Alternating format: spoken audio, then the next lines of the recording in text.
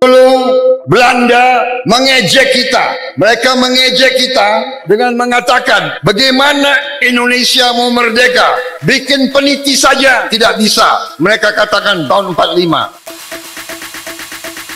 Salah satu pencapaian terbaik Prabowo Subianto saat menjabat sebagai Menteri Pertahanan adalah keberhasilannya membawa kejayaan Tentara Nasional Indonesia Angkatan Laut, TNI AL, ke peringkat keempat dunia selama 2 tahun berturut-turut, yakni pada 2023 dan 2024, menurut data dari Pemeringkat Angkatan Laut Dunia, World Directory of Modern Military Warships, WDMW.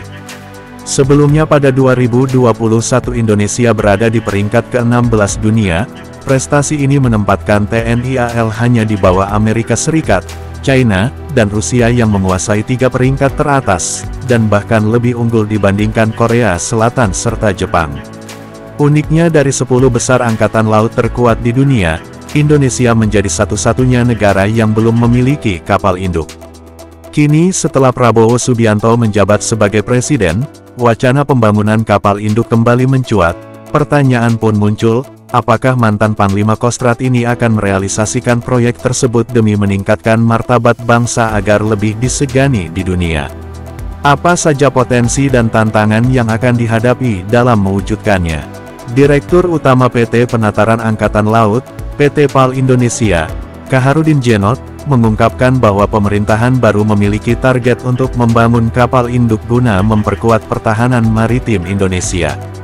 Menurut Kaharudin, pemerintah mendatang akan fokus pada pengembangan 4 klaster industri, yaitu energi, material maju, transportasi, dan pertahanan. 4 klaster ini didorong oleh pemerintahan baru untuk menciptakan national champion, diujarnya dalam wawancara dengan Kompas pada 2022. Sebagai perusahaan manufaktur maritim terbesar di Indonesia, PT PAL telah merencanakan pembangunan kapal induk sejak 2023 ketika Prabowo Subianto masih menjabat sebagai Menteri Pertahanan. Selain kapal induk, PT PAL juga berambisi memproduksi kapal selam dan landing helikopter, LHD. Meskipun hingga kini belum ada penegasan resmi dari Presiden Prabowo dan Menteri Pertahanan Syafri Samsudin, komitmen memperkuat armada laut telah terlihat sejak masa kepemimpinan Prabowo sebagai Menteri Pertahanan.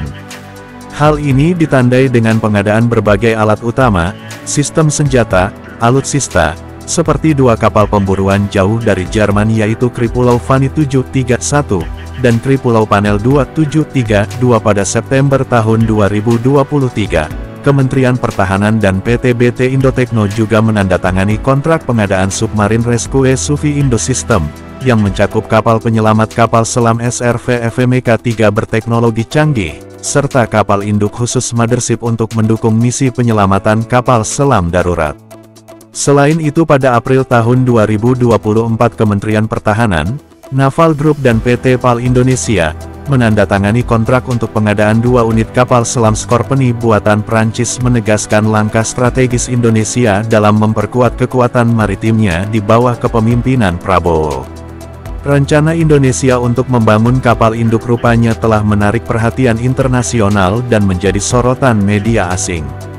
Salah satu yang mengulasnya lebih awal adalah media Tiongkok, Sohu, dalam artikel berjudul Indonesia berjanji bangun kapal induk bersama Turki yang diterbitkan pada tanggal 13 Mei tahun 2022. Artikel tersebut mengungkapkan bahwa kapal induk ini dirancang memiliki bobot perpindahan hingga 50.000 ton. Menurut laporan tersebut, rencana pembangunan kapal induk di Indonesia sebenarnya sudah dimulai sejak 2018 bersamaan dengan peluncuran program pembangunan kapal serbu amfibi.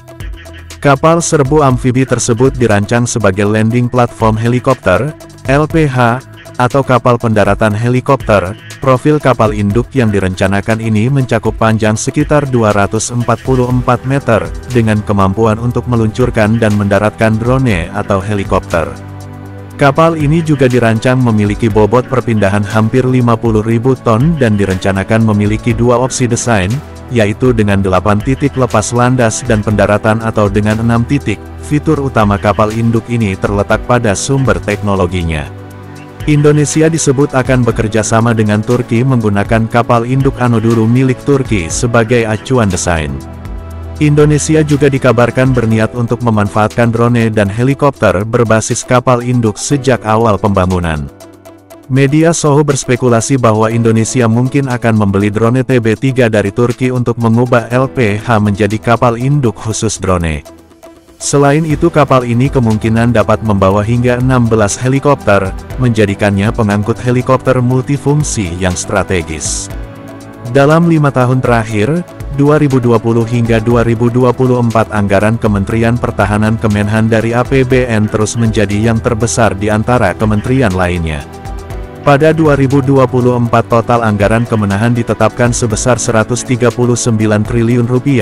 Angka ini meningkat signifikan pada 2025 dengan baku anggaran mencapai Rp165,16 triliun. Naik hampir 20% atau lebih dari Rp25 triliun dibandingkan tahun sebelumnya. Namun dengan alokasi dana yang besar ini muncul pertanyaan, apakah ada anggaran yang direncanakan untuk pembangunan kapal induk? Pembangunan kapal induk membutuhkan biaya yang sangat besar. Sebagai gambaran, kapal induk terbesar di dunia milik Amerika Serikat USS Gerald R. Ford, membutuhkan anggaran hingga $13,3 miliar, antara lebih dari Rp578 triliun dengan inflasi 2018.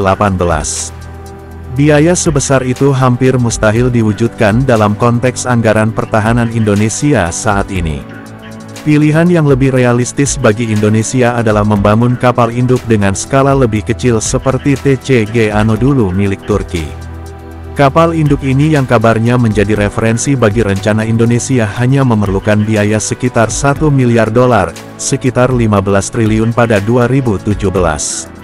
Selain itu kapal ini dirancang untuk mendukung operasi drone dan helikopter yang lebih relevan dengan kebutuhan dan kemampuan pertahanan Indonesia. Alternatif lainnya adalah mencontoh kapal induk milik Thailand, HTMS Chakri Naruebet, satu-satunya kapal induk di kawasan ASEAN. Kapal induk ini dibangun dengan anggaran sekitar $336 juta setara Rp5 triliun, menjadikannya opsi yang jauh lebih ekonomis. Namun perlu dicatat, bahwa HTMS Chakri Naruebet memiliki kemampuan yang lebih terbatas dibandingkan kapal induk Turki. Rencana ambisius membangun kapal landing helikopter dock, LHD yang mampu menampung helikopter serta kapal induk yang dapat mendukung operasi pesawat memang menarik perhatian. Namun Direktur Utama PT PAL, Kaharudin Djenot, mengakui bahwa secara geografis Indonesia sebenarnya tidak terlalu membutuhkan kapal induk. Alasannya sistem pertahanan Indonesia menganut prinsip defensif bukan ofensif.